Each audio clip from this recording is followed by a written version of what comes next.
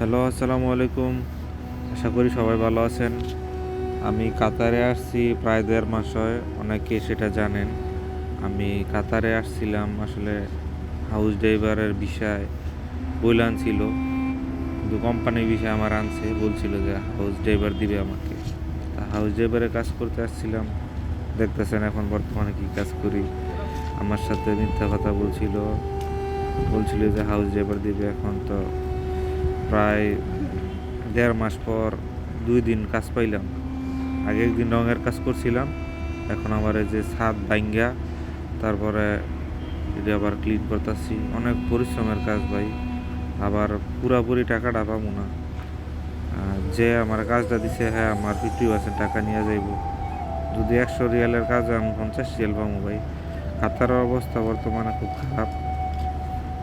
আর দালালরা বলে কাজের অভাব নাই। দালালদের কথা ভাই শুনেন না, কাতার আসার দরকার নাই, দেশের মধ্যেই কিছু করেন। আমিও ইনশাল্লাহ যদি কাজের ভালো কোনো কাজ না পাই তাহলে দেশে চলে আসবো। সবাই আমার জন্য দোয়া করবেন। ইনশাল্লাহ দেশে অনেক ভালো আছিলাম, যারা আমার কাছের মানুষ তারা জানে। তো আমার জন্য সবাই দোয়া করবেন।